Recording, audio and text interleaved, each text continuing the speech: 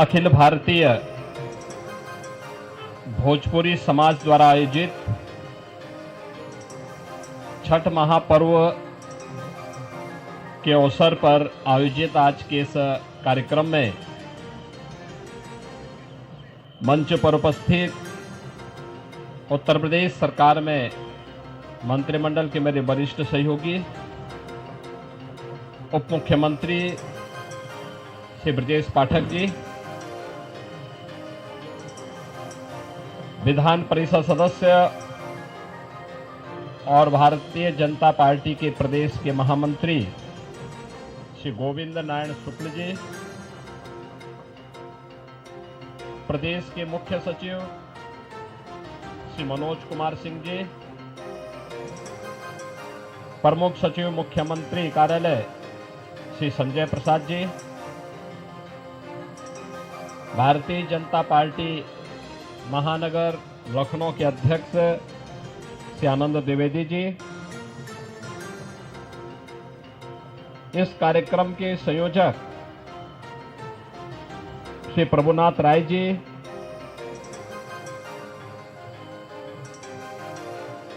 भोजपुरी समाज के महासचिव श्री मनोज सिंह जी, अखिल भारतीय भोजपुरी समाज के इस कार्यक्रम में उपस्थित संगठन के सभी पदाधिकारीगण और उपस्थित बहनों और भाइयों, आज यहां आयोजित छठ पूजा में आके हमरा बड़ा आनंद महसूस हो रहल बा। लोक आस्था के महापर्व छठ के आप सबके बहुत बहुत बधाई और शुभकामना।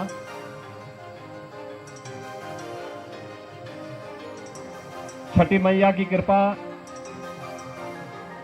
आप सबके ऊपर बनल रहे, सबके जीवन खुशहाल रहे, आप सबके जीवन में उमंग और उत्साह बनल रहे। परिवार खातिर कठिन व्रत रखने वाली माता और बहन लोगों के हमारी तरफ से विशेष मंगल कामना। पूरी दुनिया में हजारों भाषा और बोली बा, लेकिन भारत की संस्कृति के अलगे स्थान बा।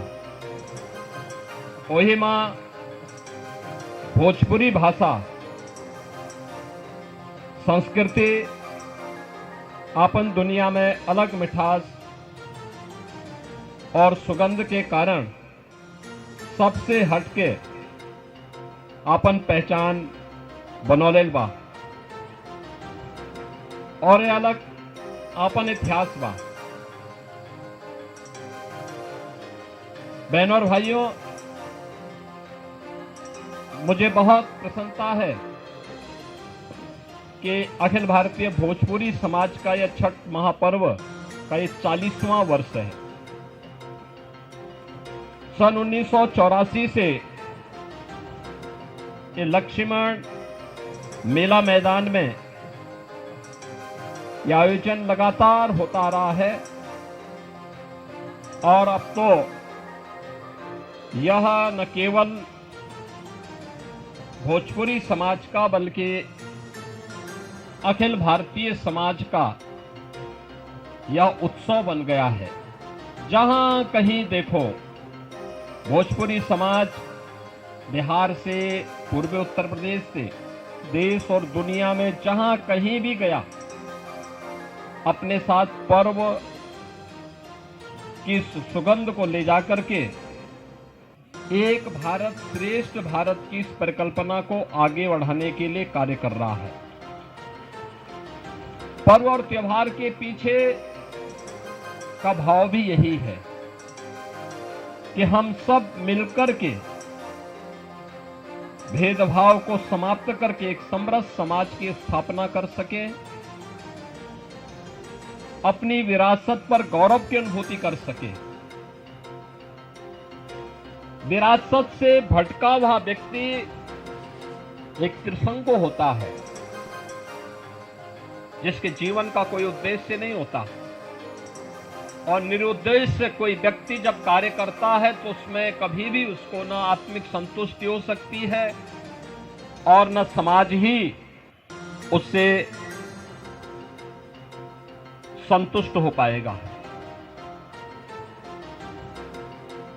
इसलिए विरासत को विकास के साथ जोड़ करके प्रधानमंत्री मोदी जी ने देश के अंदर जो कार्यक्रम प्रारंभ किए, आज एक नए भारत का दर्शन हम कर रहे हैं। और पर्व और त्योहारों के पीछे भी यही भाव होता है, हम सब मिलकर के इन आयोजनों में सहभागी बने। न जाति का बंधन हो, न क्षेत्र का हो, न भाषा का हो, किसी भी प्रकार के बंधन से मुक्त होकर के एक समरस समाज की स्थापना के लिए हम सब मिलकर के कार्य कर सकें, इस भाव के साथ एक कार्यक्रम आयोजित होते हैं। और छठ आयोजन ने भी पूरे देश के अंदर उसी भक्ति भावना के साथ लोगों के मन में एक स्थान बनाया है। अब मैं देखता हूं कहीं भी आप जाइए, केवल दिल्ली और मुंबई में नहीं, चेन्नई में भी, हैदराबाद में भी, बेंगलुरु में भी, और देश के अंदर ही नहीं दुनिया के अंदर भी लोगों ने इस आयोजन के साथ जुड़ करके लगातार इस आयोजन को एक नई ऊंचाई देने और इसके साथ लोग जुड़ रहे हैं। यह भोजपुरी समाज कि दुनिया के अंदर महत्व और उसके माध्यम से पर्व और त्योहारों के माध्यम से लोक आस्था को जीवंत बनाए रखने का एक आदर्श उदाहरण है। और छठ महापर्व उसकी एक महत्वपूर्ण कड़ी है। छठी मैया की कृपा के लिए हम सभी आयोजन करते हैं। और मुख्य रूप से अगर हम देखते हैं तो यह लोक आस्था का एक ऐसा पर्व है जो सूर्य उपासना के साथ जुड़ा हुआ है। सूर्य इस धरती के लोक देवता है। आप देखते होंगे कि इस चराचर जगत की कोई भी वस्तु बगैर सूर्य देव की कृपा के उसमें जीवन नहीं आ सकता। उनकी कृपा से ही हर ओर हलचल है, जीवन है, और उसकी उपासना ये उसके प्रति कृतज्ञता का भाव पैदा करना भी है।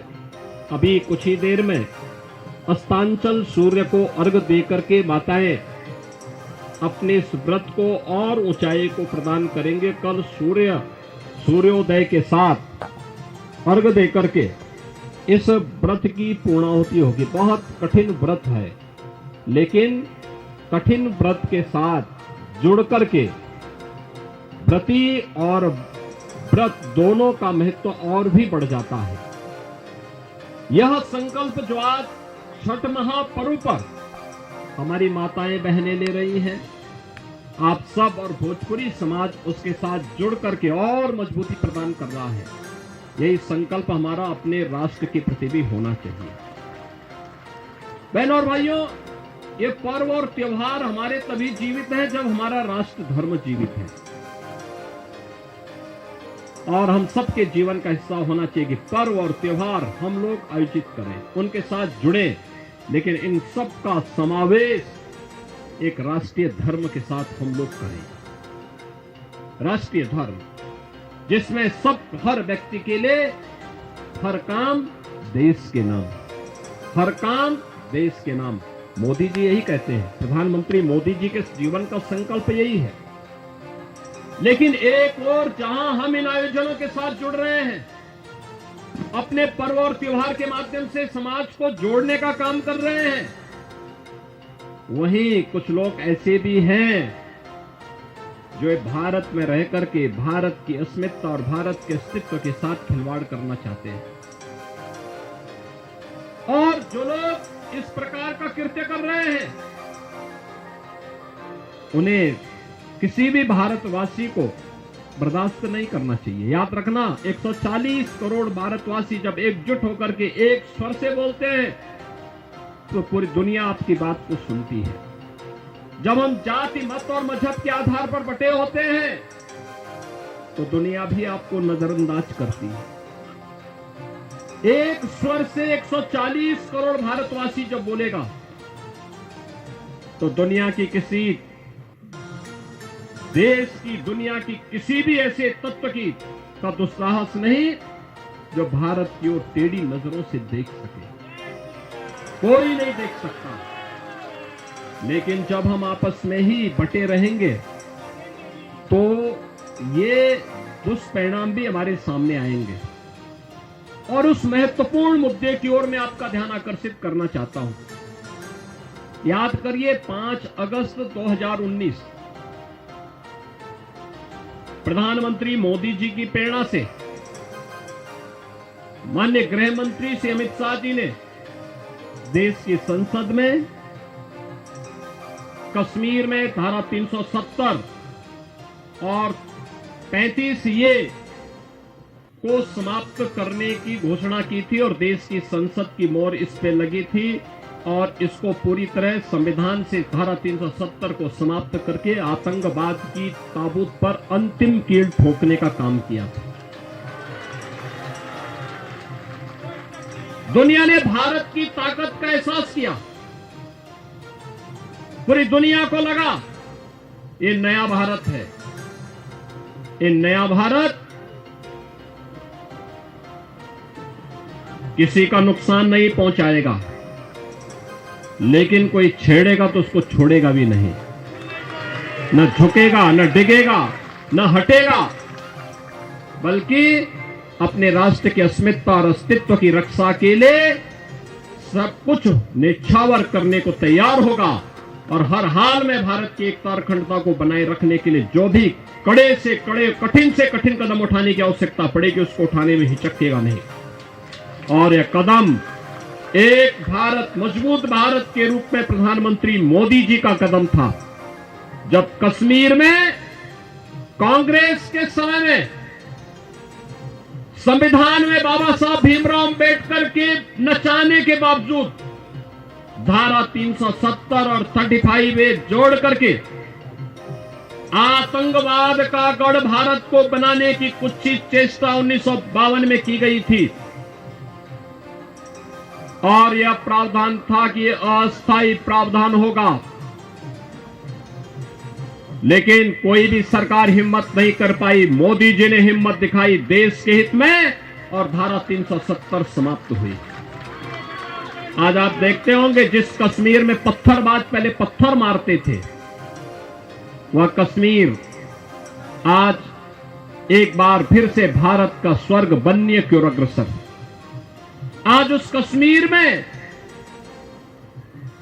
बड़े बड़े इंफ्रास्ट्रक्चर के कार्य हो रहे हैं, टनल बन रहे हैं, एम्स, IIT, IIM जैसे संस्थान बन रहे हैं। आज उस कश्मीर में लाखों की संख्या में टूरिस्ट फिर से जाना प्रारंभ हुआ है। याद करिए, वह भी दिन हमने कश्मीर के अंदर देखा था जब इस धारा 370 के कारण कश्मीर में व्यापक हिंसा होती थी। कश्मीरी पंडितों को निशाना बनाया जाता था और वहां पर जिसने भी भारत के पक्ष में कोई बोलता था उसका कत्लेआम होता था, सामूहिक नरसंहार होता था। वह कश्मीर, जिस कश्मीर में 1989 और 90 में लाखों की संख्या में कश्मीरी पंडितों को प्लान करने के लिए मजबूर होना पड़ा था, उस कश्मीर को सुरक्षा की गारंटी मोदी जी ने दी और कश्मीर में इसके लिए धारा 370 को समाप्त किया। लेकिन बहनों और भाइयों, जब कश्मीर इस सुखद अनुभूति के माध्यम से राष्ट्रीय एकता और अखंडता के साथ आगे बढ़ने के लिए तेजी के साथ आगे बढ़ रहा है, उन स्थितियों में अभी हाल ही में कांग्रेस और नेशनल कॉन्फ्रेंस की जम्मू कश्मीर की सरकार ने अभी विधानसभा में एक प्रस्ताव पारित कर दिया और ये प्रस्ताव पारित किया है कि कश्मीर में हम फिर से धारा 370 और 35A फिर से लागू करेंगे। बहनों और भाइयों, ये कांग्रेस और नेशनल कॉन्फ्रेंस की विघटनकारी विकृत मानसिकता को प्रदर्शित करता है। ये बताता है कि राष्ट्रीय एकता के साथ खिलवाड़ करके देश को फिर से आतंकवाद की भट्टी में झोंकना चाहते हैं।